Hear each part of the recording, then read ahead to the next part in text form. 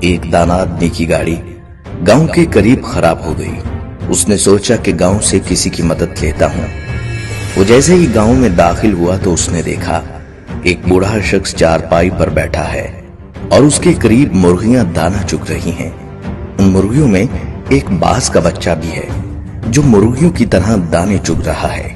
وہ حیران ہوا اور اپنی گاڑی کو بھول کر اس بوڑھے شخص سے کہنے لگا کہ یہ کیسے خلاف قدرت ممکن ہوا کہ ایک باز کا بچہ زمین پر مرغیوں کے ساتھ دانے چگ رہا ہے۔ تو اس بوڑھے شخص نے کہا، دراصل یہ باز کا بچہ صرف ایک دن کا تھا۔ جب یہ پہاڑ پر مجھے گرا ہوا ملا، میں اسے اٹھا لایا۔ یہ زخمی تھا، میں نے اس کی مرہم پٹی کر کے اس کو مرغیوں کے بچوں کے ساتھ رکھ دیا۔ جب اس نے پہلی بار آنکھیں کھولی تو اس نے خود کو مرغی کے چوزوں کے درمیان پایا۔ یہ خود کو مرغی کا چوزا سمجھنے لگا اور دوسرے چوزوں کے ساتھ اس نے بھی دانا چگنا سیکھ لیا۔ اس دانا شخص نے گاؤں والے سے درخواست کی کہ یہ باز کا بچہ مجھے دے دیں تحفے کے طور پر یا اس کی قیمت لے لیں، میں اس پر تحقیق کرنا چاہتا ہوں۔ اس گاؤں والے نے باز کا بچہ اس دانا شخص کو تحفے کے طور پر دے دیا۔ یہ اپنی گاڑی ٹھیک کروا کر اپنے گھر آ گیا۔ وہ روزانہ باز کے بچے کو چھت سے نیچے پھینک دیا کرتا، مگر وہ باز کا بچہ مرغی کی طرح اپنے پروں کو سکیڑ کر گردن میں چھپا لیتا۔ وہ روزانہ بلا ناغہ باز کے بچے کو اپنے سامنے ٹیبل پر بٹھاتا اور اسے کہتا، تو باز کا بچہ ہے، مرغی کا بچہ نہیں، اپنی پہچان کر۔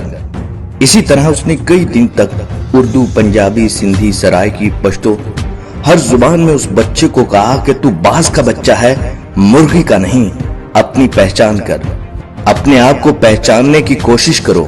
آخرکار وہ دانا شخص ایک دن باز کے بچے کو لے کر ایک بلند ترین پہاڑ پر چلا گیا اور اسے کہنے لگا کہ خود کو پہچاننے کی کوشش کرو، تم باز کے بچے ہو۔ اور اس شخص نے یہ کہہ کر باز کے بچے کو پہاڑ کی بلندی سے نیچے پھینک دیا۔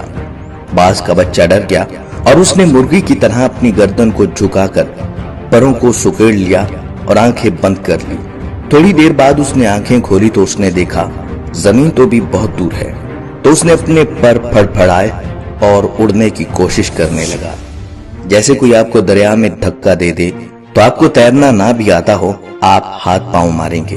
تھوڑی ہی دیر میں وہ اپنے آپ کو بیلنس کرنے لگا، کیونکہ باز میں اڑنے کی صلاحیت خدا نے رکھی ہوتی ہے۔ تھوڑی ہی دیر میں وہ اونچا اڑنے لگا، وہ خوشی سے چیخنے لگا اور اوپر جانے لگا۔